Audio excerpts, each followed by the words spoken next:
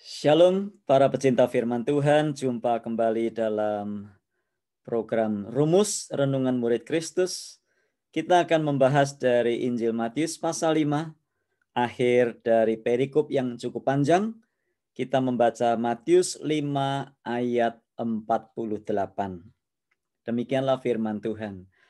Karena itu haruslah kamu sempurna, sama seperti Bapamu yang di sorga adalah sempurna.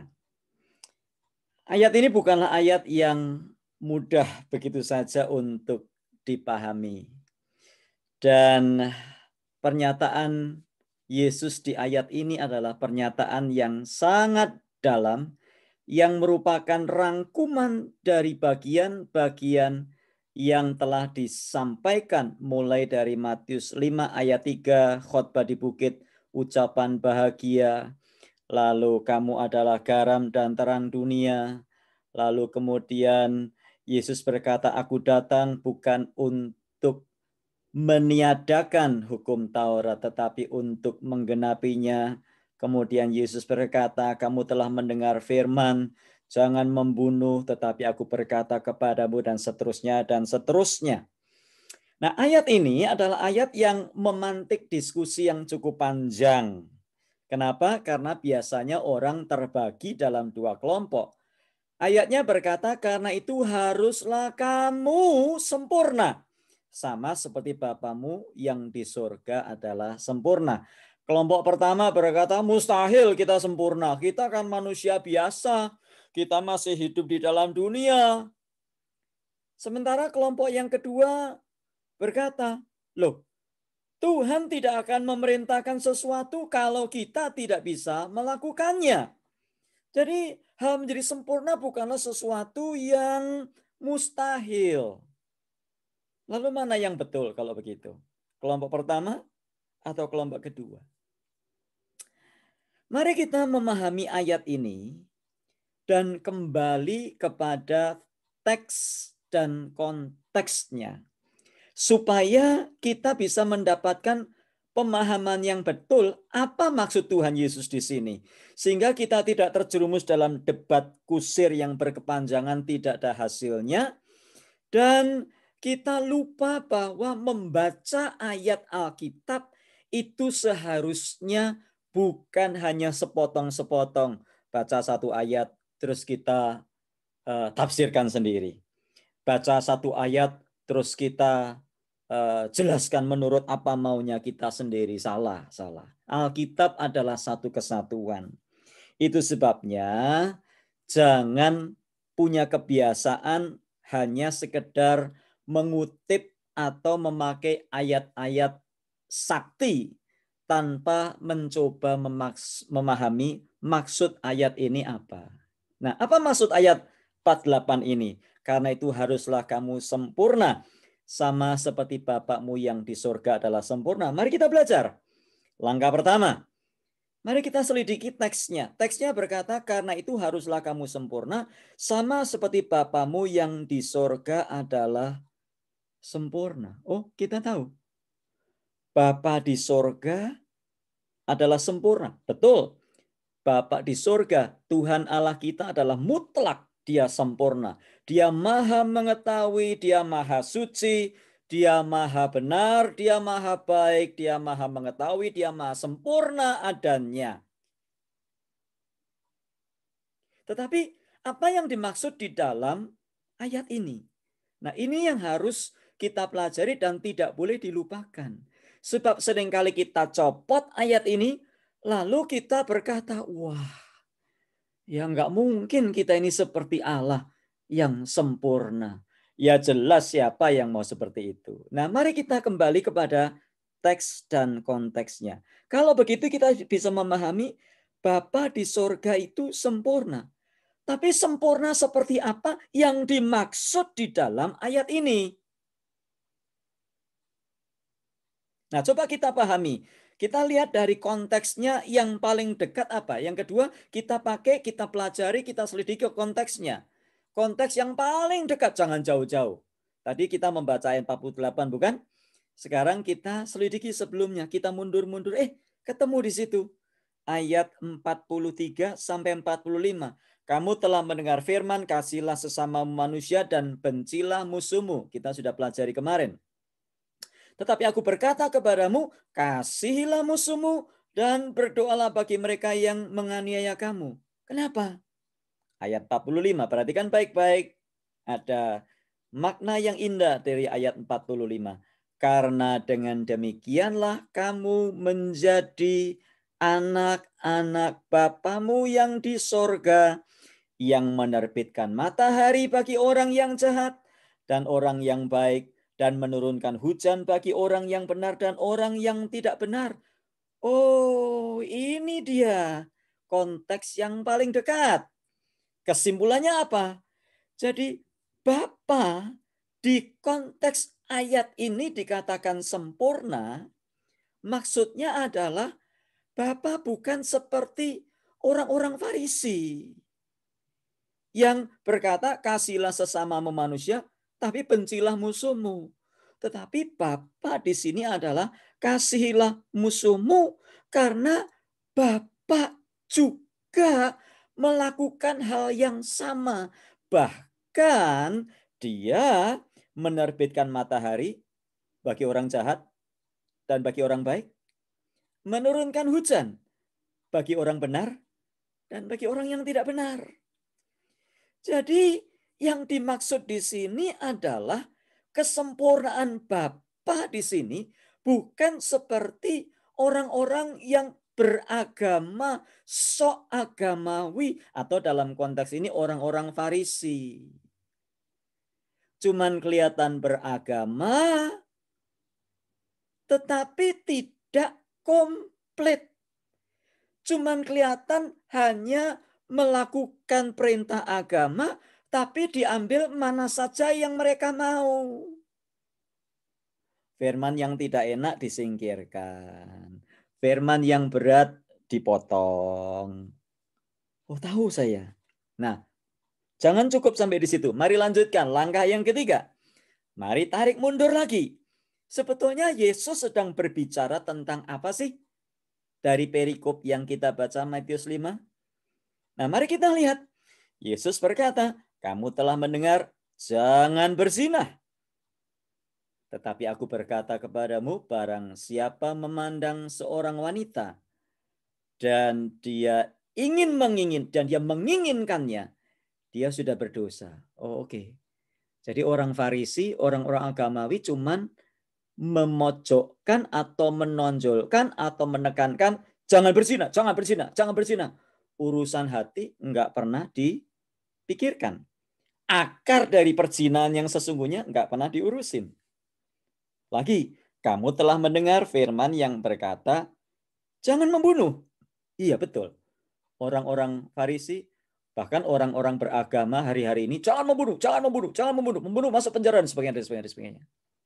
Tetapi aku berkata kepadamu, barang siapa berkata kepada saudaranya, kafir. Nah, saya sudah jelaskan di tayangan YouTube yang lain, maksudnya bukan mengkafir-kafirkan orang. Maksudnya adalah memperkatakan kata-kata yang sia-sia kepada saudaranya. Idiot lah, yang bodoh lah, dan sebagainya. Barang siapa sudah berkata, marah kepada saudaranya dan berkata seperti kata-kata yang sia-sia seperti itu, ia sudah membunuh di dalam hati. Lalu lagi, kamu telah mendengar firman yang berkata, kasihilah sesama manusia, tapi bencilah musuhmu. Tapi Yesus berkata, aku berkata kepadamu, kasihilah musuhmu.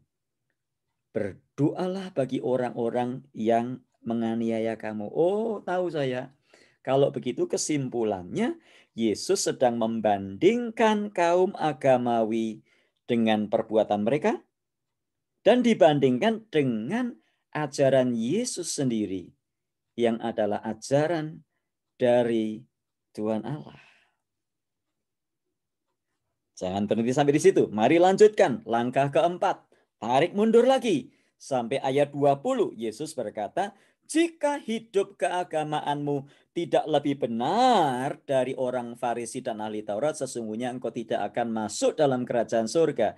Nah, saya sudah jelaskan maksudnya di situ adalah di kayu sune bahasa aslinya. Jikalau kehidupanmu tidak lebih benar dari orang Farisi dan ahli Taurat, orang-orang yang beragama, sesungguhnya kamu tidak masuk dalam kerajaan surga. Maksudnya, orang-orang beragama melakukan kebaikan, amal ibadah supaya diselamatkan. Nah, Yesus mengajarkan lebih dari itu. Kita tidak berusaha berbuat baik, melakukan kebaikan, amal ibadah, dan beragama supaya masuk surga, supaya dibenarkan di hadapan Allah. Tetapi maksud Yesus adalah kita berbuat baik karena posisi kita yang sudah dibenarkan. Sudah menjadi warga kerajaan surga. Filipi 3 ayat 20. Sebab kewargaan kita adalah di dalam surga. Inilah yang disebut dan dimaksud Yesus. Hidup keagamaan, hidup kebenaran kita lebih benar dari orang Farisi dan ahli Taurat. Apa sudah dapat menangkap maksud ayat ini? Oke, lanjutkan lagi. Langkah kelima, coba dianalisa kata-kata di ayat ini. Kata sempurna itu maksudnya apa? Nah, kita pergi ke kamus Alkitab. Jangan kamus bahasa Indonesia loh ya. Ya, jangan kamus Alkitab. Nah, pakai tool yang sudah saya pernah bagikan, pakai sabda.org, sabda.org atau Blue Letter Bible, ya, atau Bible Hub dan sebagainya. Nah, kita menemukan kata sempurna di sini artinya diambil dari kata teleios yang artinya dewasa atau juga boleh diartikan komplit.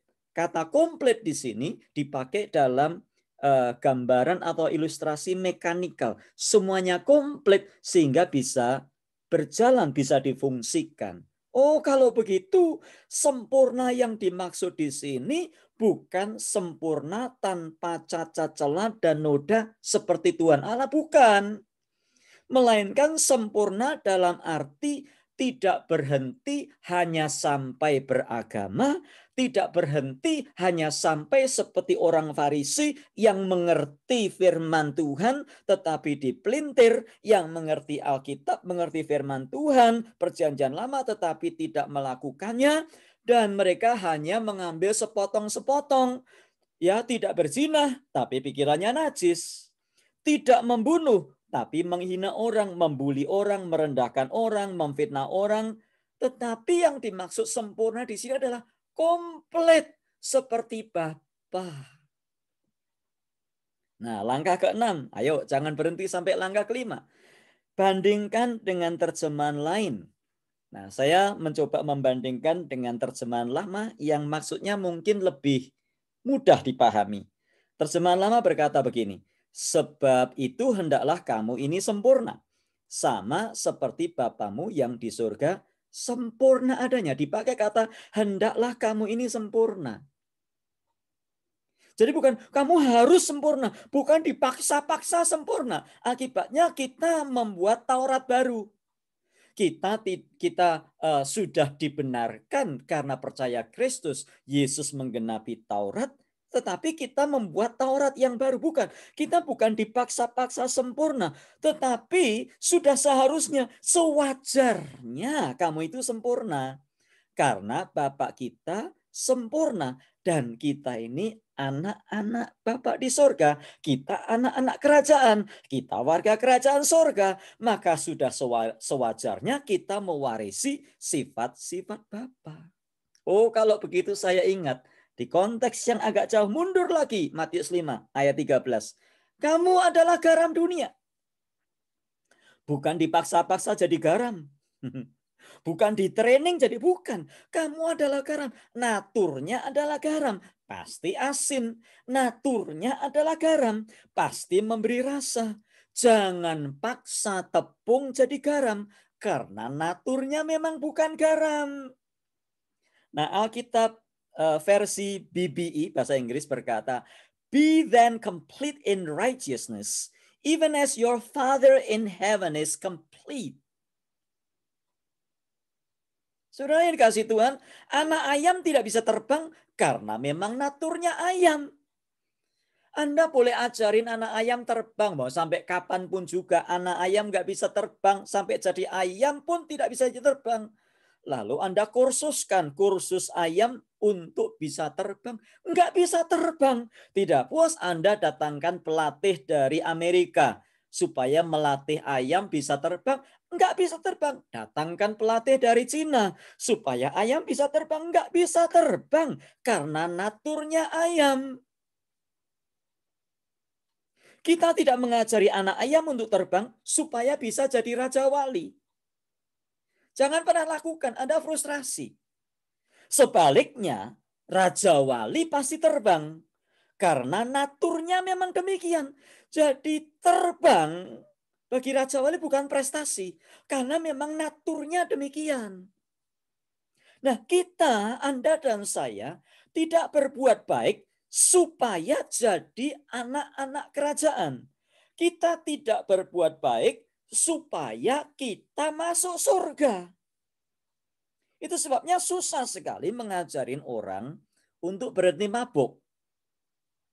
Selama naturnya belum anak-anak kerajaan, dia nggak akan pernah berhenti. Susah sekali ngajarin orang berhenti kata-kata kotor. Kenapa? Karena naturnya bukan natur warga kerajaan sorga. Orang dipenjara karena korupsi. Keluar dari penjara, korupsi lagi. Orang dipenjara karena mencuri. Keluar dari penjara, mencuri lagi. Bahkan lebih parah. Kenapa? Karena naturnya tidak berubah. Sebaliknya, Anda dan saya, kita berbuat baik. Kita beribadah. Kita membaca Alkitab. Karena kita warga kerajaan surga. Kita berdoa karena kita rindu dengan Bapa kita. Orang yang bukan atau tidak naturnya bukan natur anak-anak Bapa. Dipaksa-paksa berdoa, nggak bisa berdoa, nggak mau berdoa. Dipaksa-paksa baca Alkitab, nggak pernah baca Alkitab. Kenapa? Karena naturnya memang bukan anak Bapa. Nah, pertanyaannya, sudahkah Anda dan saya menjadi anak-anak kerajaan itu? Kita tidak berusaha menjadi sempurna, komplit, supaya jadi seperti Bapa. Ini loh maksud ayat ini, Matius 5:48. Kita tidak berusaha jadi sempurna, berusaha, bikin Taurat baru. Bukan. Sebaliknya, kita pasti akan terus bertumbuh dan bertumbuh untuk menyerupai Bapa. Kita akan terus bertumbuh, kita nggak akan berhenti puas jadi Kristen. Ya, saya udah Kristen bro. Mama papa saya Kristen, oma opa saya Kristen, dia yang dirikan gereja, dia majelis gereja. Bukan urusan siapa yang mendirikan gereja. Tapi sudahkah Anda menjadi anak-anak kerajaan? Kalau kita sungguh-sungguh menjadi anak kerajaan, kita tidak akan puas berhenti. Alkitab nggak akan kita biarkan ya sampai berdebu, sampai lengket semua halamannya. Harus diingatkan terus ya. Sama di kelas pemuritan juga begitu. Nggak bisa kita ini dipaksa-paksa. Naturnya harus dialami dulu. Natur sebagai warga kerajaan surga. Sebaliknya kita terus bertumbuh. Wajar, komplit. Karena kita adalah anak-anak Bapa. Saya harap kita paham dengan ayat ini. Dan kita memeriksa diri kita sendiri. Sudahkah saya itu menjadi anak-anak Bapa? Sudahkah saya ini jadi warga kerajaan surga? Sudahkah saya itu memiliki benih ilahi dalam hidup saya? Atau selama ini saya cuma ke gereja, ikut perjamuan kudus, ikut pengurapan, ya ikut ini, ikut itu. Tetapi di dalam hati kita sendiri tidak ada benih kerajaan itu. Maka hidup kita hanya akan seperti itu saja. Tetapi kalau kita betul-betul adalah anak-anak Bapa, pasti ada kerinduan yang mendalam bagi kita untuk terus bertumbuh. Dan inilah yang dimaksud ayat ini. Mari kita berdoa. Bapa, terima kasih untuk firman-Mu. Tolong kami Tuhan untuk bisa memahami dan mengerti ayat ini secara lengkap. Sehingga hidup kami sewajarnya adalah komplit. Sebab Bapa kami adalah Bapa yang sempurna. Tolong kami ya Tuhan untuk terus bertumbuh, tidak hanya sekedar puas beragama, tidak hanya sekedar puas ke gereja, puas jadi pendeta, puas jadi majelis, puas jadi aktivis, jadi singer, pemain musik, tapi kami terus menjadi serupa dengan Engkau. Dalam Tuhan Yesus kami berdoa. Amin. Sampai jumpa di lain kesempatan dan terus bertumbuh dalam firman Tuhan. Terus bertumbuh, terus belajar. Amin.